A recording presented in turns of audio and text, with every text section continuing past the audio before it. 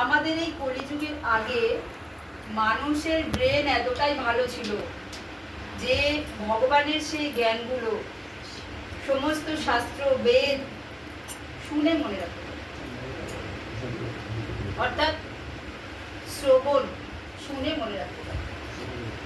এইবার ভগবানের সেই জ্ঞান আমাদের মধ্যে যিনি পৌঁছে দিয়েছেন তার নাম কি? বেদব্যাস।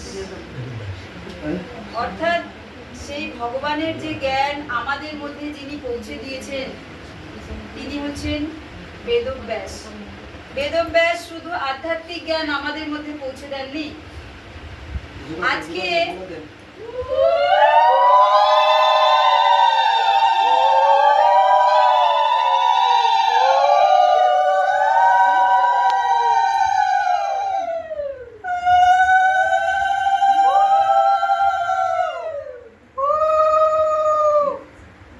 আমরা রাজনৈতিক, অর্থনৈতিক, চিকিৎসা বিদ্যা বা জড়জাগতিক যা কিছু বিদ্যা আমরা পড়ছি সমস্ত কিন্তু রচয়িতা কিন্তু বেদব্যাস।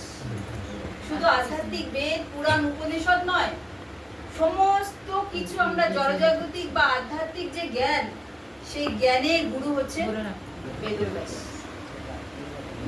তো আমরা আজকে যে মেডিকেল গ্রন্থ আমরা ডাক্তারের থেকে পরামর্শ পাচ্ছি, যে মেডিকেল গ্রন্থ, চিকিৎসার যে গ্রন্থ, সমস্ত কিছু বেদব্যাসের গ্রন্থ থেকে নিয়েই সেগুলো আপডেট করা হয়েছে।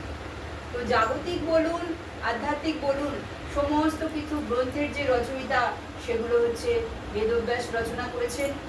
এবং তাই ভগবান শ্রীকৃষ্ণ জগৎগুরু, ভগবান শ্রীকৃষ্ণের পরে যিনি আমাদের গুরু তিনি হচ্ছেন বেদব্যাস। আর আজ সেই বেদব্যাস এসেছিলেন বলেই আজকে আমরা অন্ধকার নরকের থেকে জ্ঞানের আলোতে উঠে এসেছি। আমরা জ্ঞান পাচ্ছি, আমরা শিক্ষিত হচ্ছি, আমরা সমাজে চলার মতো যোগ্যতা অর্জন করতে পারছি। কার জন্য? বেদব্যাসের জন্য। তাহলে যে আমাদের জ্ঞান প্রদান করেছেন, আজ সেই বেদব্যাসের আবির্ভাব তিথি।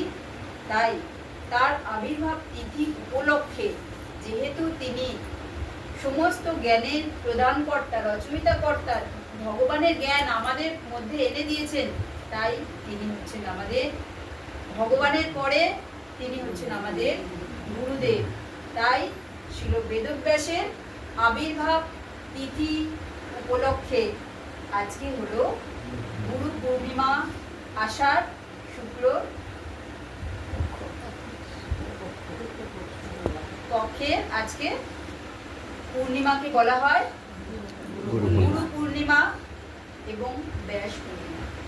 কারণ এটি ব্যাসদেবের আবির্ভাব।